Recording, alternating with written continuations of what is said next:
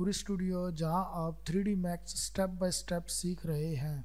तो आज की वीडियो में हम कंपाउंड ऑब्जेक्ट में ब्लॉब मैश के बारे में सीखेंगे कि हमारा ब्लॉब मैश क्या है। तो बेसिकली ब्लॉब मैश है क्या, इसको देखने के लिए इसका मकसद क्या है, ये क्यों बनाया जाता है।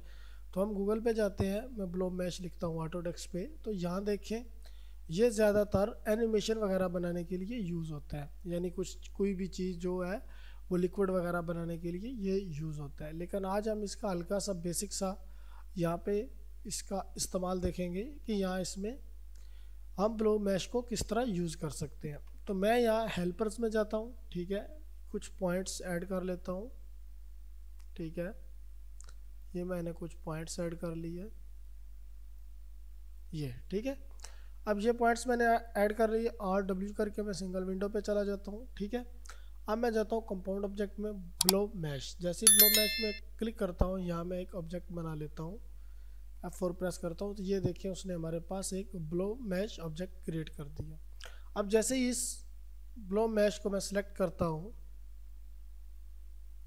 इसको मैं सिलेक्ट करता हूँ और मॉडिफाई में जाता हूँ, तो हमारे पास ऑप्शंस आ जाते हैं नीचे, पिक, ऐड, रिमूव, यानी कुछ भी हम इसमें पिक कर सकते हैं। तो पिक यानी मैं इसको पिक करता हूँ इन पॉइंट्स को, तो ये उसके ऊपर यानी उस पोजीशन के ऊपर ये चला जाएगा। तो अब ये हमारे पास आ गया ब्लॉब मैश। अब इसके कुछ पैरामीटर्स हैं, ये हमारे पास पैरामीटर्स हैं। अब ये साइज़ है ब्लॉब मैश का, ठीक है, ये इसका साइज़ है।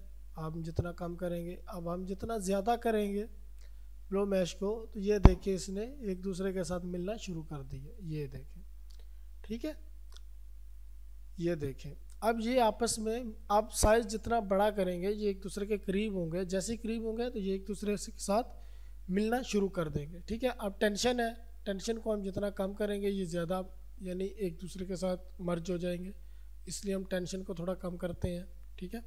देखें तो हमारे पास है एवोल्यूशन कोर सेंस, ठीक है।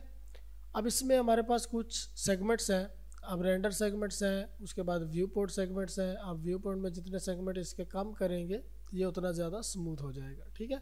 लेकिन इससे आपका सिस्टम हैवी हो सकता है, लेकिन ये स्मूथ, अब ये स्मूथ नज़र नहीं आ रहा, तो इसके सेगमेंट तो बढ़ गए लेकिन स्मूथ नज़र नहीं आ रहा। तो स्मूथ के लिए हम नीचे रिलेटिव में क्लिक करेंगे, तो ये देखें ये हमारा स्मूथ नज़र आना शुरू हो गया। अब यूज़ सॉफ्ट सिलेक्शन, इसका वैसे कोई ख़ास फ़ायदा नहीं होता। तो ये है इसका असल मकसद। ब्लॉब इस तरह यूज़ होते हैं, यानी जिस तरह ये हम जितना साइज़ बढ़ाएंगे ये एक दूसरे के साथ मिलना शुरू कर देंगे, जितने ही हम साइज़ छोटा करेंगे ये एक दूसरे से जुदा होना, यानी जितने ये दूर होंगे ये एक दूसरे से अलग अलग हो जाएंगे, इंडिविजुअली ऑब्जेक्ट बन जाएंगे, ठीक है। अब इसको मैं डिलीट करता हूँ, ठीक है। मैं एक ले लेता हूँ प्लेन, ठीक है, ये मैंने एक प्लेन ले लिया। अब इसमें मैं सेगमेंट्स जो है फ़िलहाल इतने ही रहने देता हूँ, सेगमेंट्स F4। अब मैं ले लेता हूँ कंपाउंड ऑब्जेक्ट में ब्लॉब मैश, ये मैंने क्रिएट कर लिया। अब इसको सिलेक्ट करके मैं पिक करता हूँ अपने इसको, तो ये देखिए हमारे पास जितने सेगमेंट थे इसने उसके ऊपर इसको पिक कर लिया, ठीक है। G प्रेस करके मैं ग्रिड हटाता हूँ।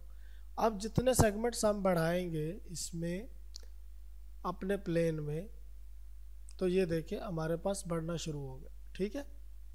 ये जितने सेगमेंट्स बढ़ेंगे ये बढ़ना ऑटोमेटिकली बढ़ना शुरू कर देंगे, यानी कि इनकी तादाद ज़्यादा होना शुरू हो जाएगी।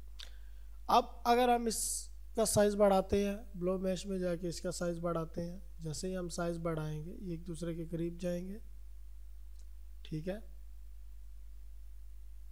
मैं यहाँ पे 100 कर लेता हूँ, तो ये देखिए टॉप में आ जाते हैं। अब इसको मैं अनचेक कर लेता हूँ, टॉप, ये देखिए ये कुछ इस तरह की हमारी शेप बन गई है। अब अगर इसको मैं 80 करता हूँ, तो ये देखिए ये एक दूसरे के साथ है, लेकिन इधर से इनका डिस्टेंस ज़्यादा है तो ये आपस में जुड़े नहीं हैं। अब अगर मैं प्लेन के सेगमेंट्स बढ़ाता हूँ, ये देखें जैसे ही मैंने प्लेन के सेगमेंट बढ़ाए ये एक दूसरे के साथ मर्ज होना शुरू हो गया।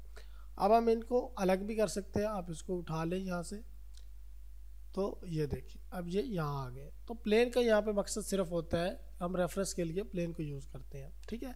ये प्लेन हो गया। अब अगर हमें बॉक्स के ऊपर इसको अप्लाई करना है, स्टैंडर्ड ऑब्जेक्ट में ये हमने एक बॉक्स ले लिया, ठीक है। अब इसके मैं सेगमेंट्स बढ़ा लेता हूँ, 2 3 3 और 3 3, ठीक है। अब ये हमारे पास सेगमेंट्स हैं।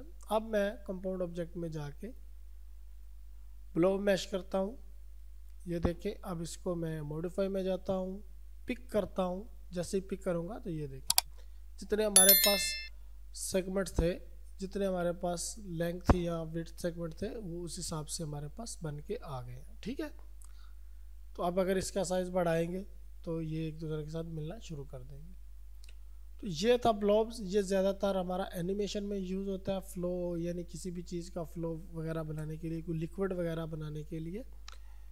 तो मैं आपको ये देखिए, आप अगर नीचे जाएंगे, मैश को सिलेक्ट करते हैं, ये नीचे आप अगर आएंगे तो ये देखिए पार्टिकल फ्लो इवेंट्स। तो ये ज़्यादातर एनिमेशन वगैरह के लिए यूज़ होता है, लेकिन हम कुछ शेप्स वगैरह बनाने के लिए हम इसको बगैर एनिमेशन के भी यूज़ कर सकते हैं। तो मिलते हैं इंशाल्लाह नेक्स्ट क्लास में। अल्लाह हाफिज़।